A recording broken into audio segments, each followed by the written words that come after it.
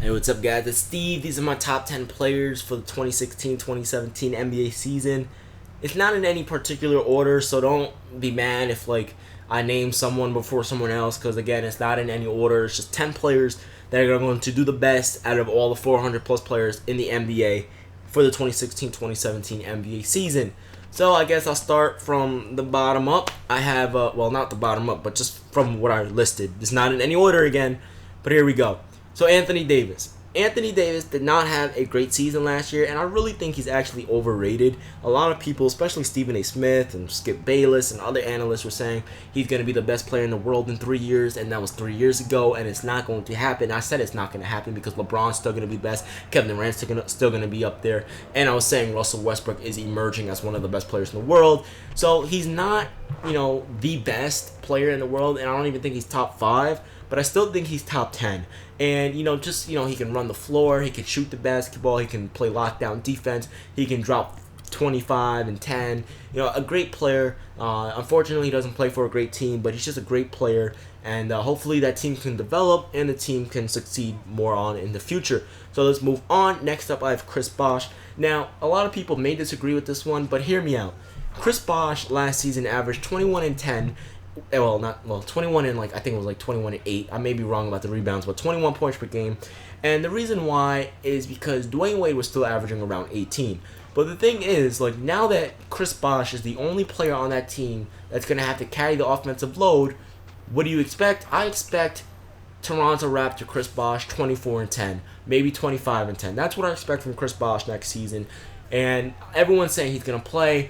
Even the owner, I think his name is Mickey Ainge of the Miami Heat, said, he sort of hinted at Chris Bosh's return next season, because of the blood clotting. I really hope he stays all right. But again, so Chris Bosh is also going to be up there. Let's move on. I have DeMarcus Cousins up next. DeMarcus Cousins, yet again, another huge player. He's gonna emerge as one of the best players in the world eventually, and he already is, but I mean top 5 maybe, just because again, he can run the floor, he can play lockdown defense, and in my opinion, what's holding him back is his maturity level. If he can mature to someone like Kobe, or to a LeBron that can lead the team, stay calm when need be, know when to yell at the refs, know when not to yell at the refs, know not to go screaming at people, not to go punching people and get technical fouls and get kicked out of the game with 10 seconds left in overtime like DeMarcus Cousins does. If he can mature, he will be amazing. It would just be amazing. He's already dropping buckets. I think he averaged 25 and 10 last season. He's amazing. And he needs to mature, and I guarantee you he's gonna just get better and better and better. Next up, I have James Harden. James Harden, if he can improve his defense, I would put him in my top 5, but right now I just have him in my top 10. Again, it's not in any order, but I'm just going off the head. James Harden, pause. James Harden, 28. What was it? 28, 7 and 7 last season. I predict the same thing this year. And it's not only that he was just doing that on a bad team, because he actually did that on a good team in 2014-15. It's just now, he's probably going to average even more points per game next season because, he has an even worse team than he did last year. So James Harden's also in my top 10 for next season. Kyrie Irving. The thing about Kyrie Irving is we saw the emergence of Kyrie Irving, and Kyrie Irving is the best teammate LeBron has ever had statistically in the NBA Finals. Kyrie Irving averaged 27, 4 and 4, shooting 46% from the field, 40% from 3, and 94% from the free throw line in the 2016 NBA Finals. 27 points per game, and he outplayed Stephen Curry, a 2-time MVP. And he's not even in his prime yet. So if he enters his prime this year, and if he stays healthy, I guarantee you he's going to dominate. And him and LeBron, oh my goodness. Think about this. LeBron James has never had a superstar teammate in his prime. Yeah, you can say Chris Bosh, but Chris Bosh couldn't do what he needed to do because Dwyane Wade was there, and D-Wade wasn't even in his prime, but D-Wade was a number 2 option, averaging 18, which is why Chris Bosh averaged 16. Now, this is why Kyrie Irving is going to dominate. He averaged 27 in the finals. He's going to average, I don't know, maybe 24 points per game next season. And once he enters his prime, it's over for the league because LeBron and Kyrie, oh my goodness. Oh my gosh, it's going to be scary for the league. Next up, I have my main man, Kawhi Leonard. A lot of you got mad at me for saying Kawhi is not a superstar, but I still think he's one of the best players in the world.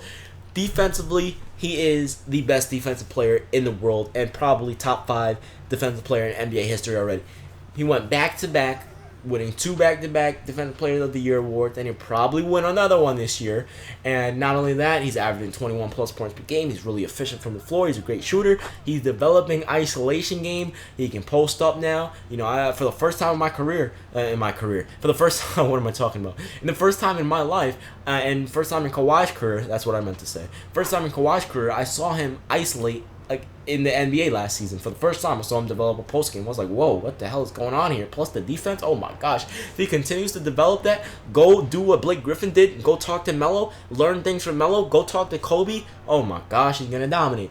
Next up, I have Kevin Durant. We already know Kevin Durant is still the second best player in the world. I don't really have to go into this much in depth. We already know what's going to happen. Probably 26, 27 points per game, 7 rebounds, 4 assists, around those numbers, typical KD numbers, just dominate the NBA like he does. Next up, we have Stephen Curry. You guys already know it's the same thing with Stephen Curry. Not really much I can talk about with Curry. I know a lot of you got little boys out there really excited that I'm talking about Curry, but Stephen Curry, 25 plus points per game. Gonna dominate next season. Probably have another NBA record, most threes made in an NBA season, so that's amazing. Carmelo Anthony's next. Carmelo Anthony finally has a good team, which means the offensive pressure is still on him, but the defensive pressure is off of him. And what I mean by that is he's not going to get double teamed and triple teamed as much as he did last year because of Derrick Rose, because of Courtney Lee, because of Kristaps Porzingis, because of Joakim Noah, because of Brandon Jennings. They can all help spread the floor, especially Porzingis. Oh my goodness, if Porzingis can develop and get more, oh my gosh, man. Carmelo Anthony also never had a superstar point guard. A superstar player on his team. He never even had any good players on his team for the most part. So imagine Carmelo Anthony with Kristaps Porzingis. Keep in mind, Porzingis only played 28 minutes per game last season while averaging 14 and 7 because Derek Fisher is a terrible head coach. So imagine if Porzingis played 40 minutes a game. 23 and 10, 24 and 10 easily. Imagine him and Carmelo. Melo 28, 7 and 3, and you had 28,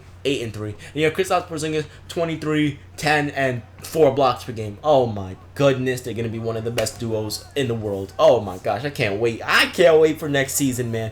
And next up, we have none other. This is the only guy I'm going to rank in a particular order. The best player in the world, LeBron James. Do I really need to go in depth? I made so many videos on why LeBron is the best in the world, so I'm not really going to go in depth, but we all know LeBron. He's just going to cruise through the regular season. He doesn't care about the regular season, but for some reason, he still puts up record numbers, even when he doesn't even try in the regular season. The dude still averages 25, 7 and 7 in the regular season when he doesn't even care.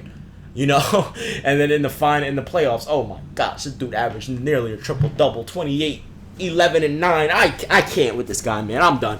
I can't wait till next season. I know you guys are excited for next season as well. Anyway, I'm out of here. Peace.